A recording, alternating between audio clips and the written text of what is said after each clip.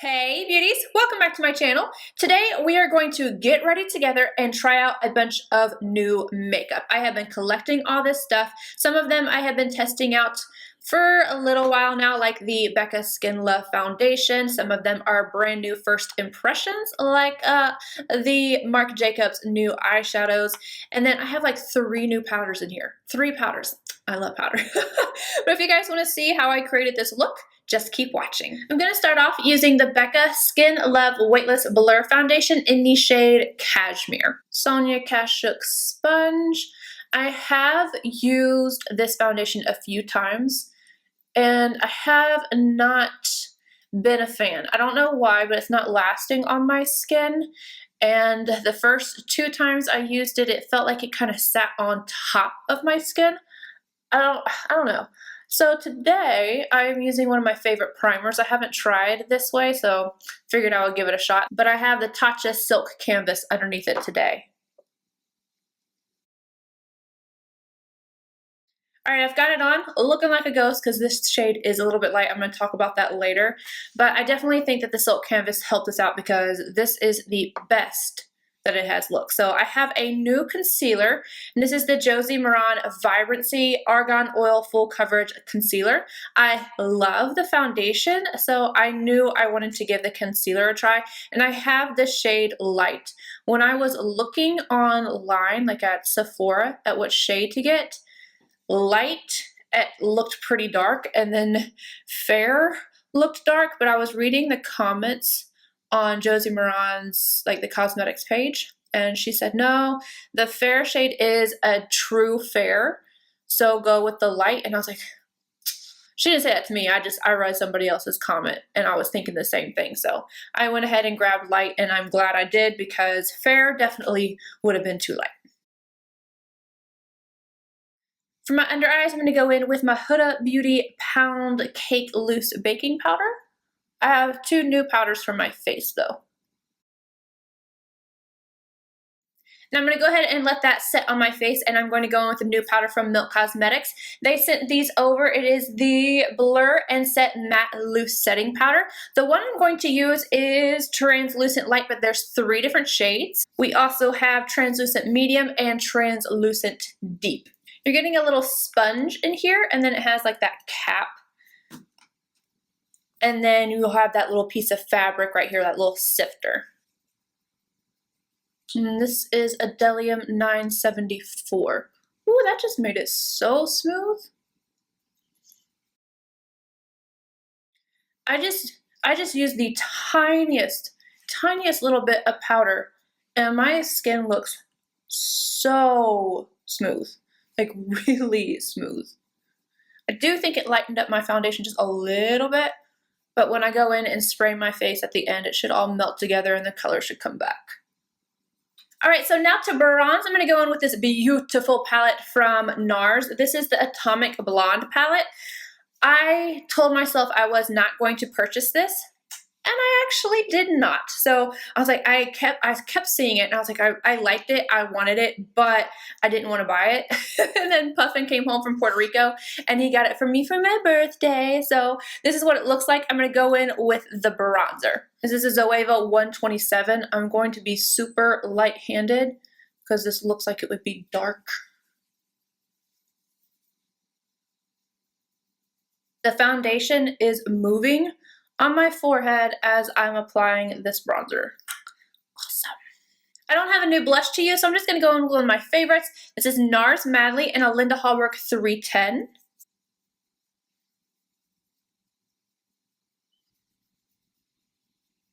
So my doorbell just rang, and I got a package.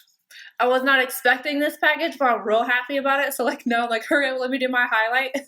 I'm going to dip back into the Atomic Blonde palette, and I'm going to use the highlight in here. Why are all Nars palettes that are like this so hard to open?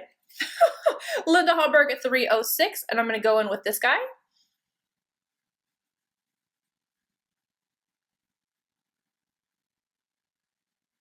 All right, now to buff.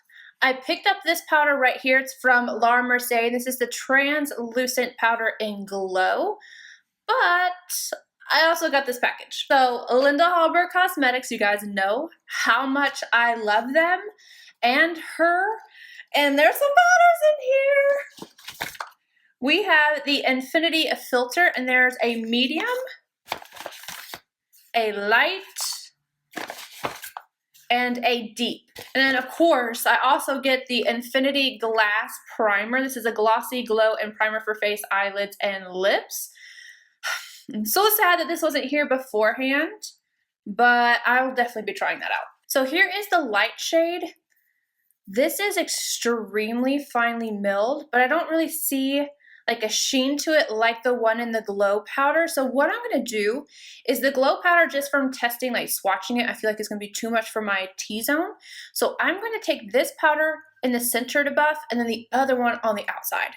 And again, this is the light shade.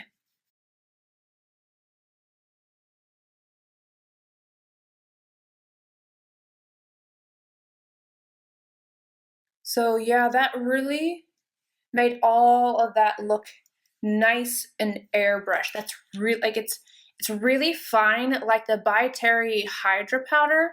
I'm gonna have to see how this works to set my under eye, because I love the By Terry powder, but it deepens my concealer. So I'm kind of excited to play with this some more. All right, now in with the Mercier. Again, this is the glow version of the translucent powder. And you can see it's darker than the original translucent, but we're gonna try this out on the rest of my face. I also got this little Tarte brush. I don't even know what this is called, but it's from Tarte and it looks like this. Oh yeah, she adds the glow, which like is good, but it's also bad because my foundation picked up all right here.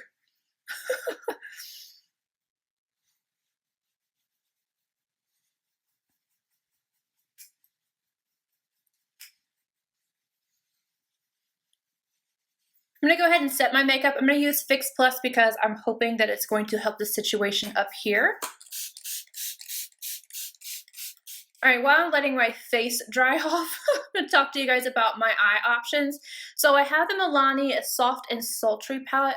It looks like this. I was gonna use this today, but then I got suckered into buying the Marc Jacobs Omega Gel shadow. So I think I'm gonna use these today. I could obviously also use the shadows in the Nars palette, but I'm gonna go in with these. The shades I have are number 510 Prim-O, 520 The Big O, 530 Daddi-O, and 500 Perfecto. I'm starting off with the Big O and a Wayne Goss number 18. That is pigmented. It's real pigmented. Starting on the outer V, and I'm going to work it into the crease. Then as I lose some of that pigmentation, I'm going to start bringing it upward for my transition shade. Wayne Goss number 19, same shade. I'm going to run that right along the lower lash line. Same brush and a little bit of Daddi-O. I'm going to intensify the outer corner with this.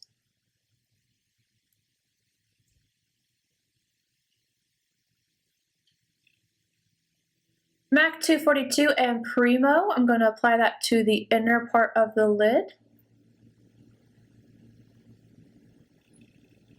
And then lastly, I'm going to take Perfecto on that 242 on the inner corner, and then the brow arch. And then I'm going to go use the new Fenty liner to create a wing, but I got to be close to the mirror for that. 3 hours later, and some uneven liner. I'm going to go ahead and just move on to my mascara. So for one side, on this one, I'm going to go in with the Covergirl Lash Blast Amplify Primer, and then on top, the Flourish by Lash Blast. On the opposite side, I'm going to go in with the new Hourglass Caution Extreme Mascara.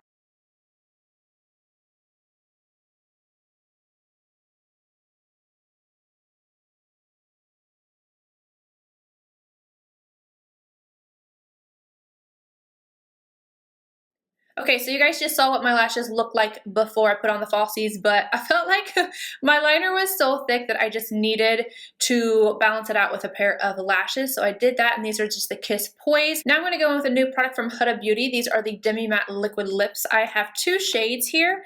I have Feminist, which is this one right here, And then also Day Slayer. Day Slayer is my favorite.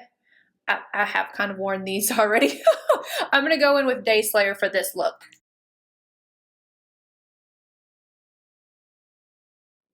All right, you guys, this is the finished look. Now I'm going to go ahead and talk about each of the products and tell you whether or not I liked them. So first off, the Skin Love Weightless Blur Foundation from Becca. Unfortunately, this is the second Get Ready With Me new products that Becca has let me down. I just don't like this. I definitely think that the Tatcha Silk Canvas made this look so much better. This is the first time that it didn't really sit on top of my skin. Every time I have worn this, there's something that I have not liked about it. When I wore it the first time, I wore it out to the movies, so I didn't have makeup on all day long. I washed my face, did my skincare, and I put this on just to go to the movies and come back. It was like 4 hours max, and my pores, everything looked terrible. So this is the best it has looked, but I still do not like it. It came off like in little patches on my forehead when I was blending out the bronzer, and around my mouth just looks kind of terrible in my opinion. So this I might likely return. I also want to mention the shade range. Like the first shade that I got, I didn't even use because it was so fair. So I went into the store and I was trying to find what would be my color. Sephora lighting is terrible, but it was like the first 6 shades were all really light, like almost, like I would consider them to be fair. I would consider this shade fair. And just had slightly different undertones to them. And then when I would go up, it was straight into the medium. So the shade range on this is just a little funny. I don't like the way it looks on my skin, so this is a hard pass. For the Vibrancy concealer from Josie Maran, there's only 7 shades in this, but it seems to be pretty evenly spaced out. Again, I got the shade Light. I think it has great coverage, and I like the way it looks underneath my eyes. I don't think this is going to touch my Too Faced concealer, but it's definitely a nice option. I feel like this is even more hydrating than that one, and it's one of the few hydrating ones that don't make me look crepey underneath the eyes. I was able to bake with it, and I've worn this twice before this video. I just think this looks nice. So if you're looking for something that has good coverage and more hydrating, this is a nice one. The Milk Makeup Blur and Set Powder, as well as the Laura Mercier Translucent Glow Powder. Both of these worked really nicely. I could tell immediately how smooth my cheek area was with this powder. And it's matte, but I don't know, I feel like it has the slightest hint of a sheen to make it to where it's not like drying matte. I think this is really nice. And I really enjoy the look of the glow powder. They're both beautiful. I would recommend both of them. I definitely like this so much more than the Lancome Pêche. I just think that the texture of it, everything, I just like more than that one. The one problem with both of these products is that they both contain cornstarch. I am going to go wash my face off immediately. And I know I keep talking about this, but I want to reiterate, cornstarch does not bother everybody. I am sensitive to it because I am acne prone and it breaks my skin out. Some products more than others, like bronzers, blushes, and things like that, I can use if they have cornstarch in them. I just can't use them consecutively. So if I use a bronzer with a cornstarch in it, I'm only going to use it like 4 days and I'm going to stop and then go back and forth. And still sometimes I can get like little clogged pores right on my cheek. But with powders, they seem to be one of the worst, I guess because I'm putting them everywhere and I use so much that I'm not going to use these. But if cornstarch does not bother you, both of these worked out really nicely. The Linda Hallberg Infinity Filter Loose Setting Powder does not contain cornstarch, so I'm definitely excited to keep trying this out. It definitely blurred my pores. It didn't make me look dry or anything like that. And then on the little sheet that came with it, it says that it is made to smooth out the skin's complexion without erasing the natural awesomeness and also preventing the skin from drying out because of its moisture retaining ingredient. So I'm assuming that this is going to be nice for even dry skin types. For the Nars Atomic Blonde palette, this is beautiful. I cannot wait to actually use the eyeshadows, and That was easy to open that time. I don't know what's going on with this. The bronzer, I really thought this was going to be way too dark for me, but I think it blended out nicely on the skin. Just tap in there and don't go ham. I feel like with my actual shade of my foundation, because this one is a little bit too light for me, I think that it will work better. And it also has like a sheen to it, and it's a little bit more red. I really didn't think that was going to work, but I think it looks nice. The highlighter, more on the natural side, very smooth, but just like gives you a glow, but not like an in-your-face glow. For the Marc Jacobs eyeshadows, these basically blended themselves. They were super pigmented. I absolutely love the formula on these. I do want to mention that these are huge, they're expensive, and unless you are going to actually use them, I wouldn't suggest going out and spending that much on a single. I am going to put these in my little box back here so that I know to grab them, because singles like this, if they're in my drawer, I'm not going to reach for them, but I really love the formula on these, and they're shades that I will use on a daily basis, which was the whole premise behind it, was a huge eyeshadow that you're going to not run out of, but something that you use on the daily. I love all the shades that I got. The Fenty Beauty Flyliner in Cause I'm Black, this worked so well. I'm out of practice with winged liner, and it's weird to see myself in them, but I mean 30 minutes later I have it on, thicker than I initially wanted, but it's here, and this did not like dry out or anything, and so I am highly impressed with that. I will say on the inner corner it's already starting to bleed a little bit. I'm not crying. My eyes aren't watering or anything like that, but it's starting to bleed on that inner corner, so just keep that in mind. Both of the mascaras worked pretty nicely. I feel like today I actually preferred the combo of the Covergirl. I'll have to play with this some more, but this is the Hourglass Caution Extreme. I'm still on the fence with it. Today it felt like it got kind of clumpy. I've tried this a few times, so I don't know if maybe this is drying out. I like this. I'm not in love with it, and I kind of feel the same way about the other two, but they both did work. The Huda Beauty Demi Matte Liquid Lipsticks, love these. Absolutely head over heels, love these. They are comfortable. It does kind of give you a slight minty sensation whenever you're first putting it on. Not as intense as the Buxom Vava Plump, which you guys also know that I love, and I don't feel it anymore. And you can actually tap these and they will become more of a matte-like stain. They last really well. They're not transfer proof, obviously, because it's shiny, but I love both of the colors I got.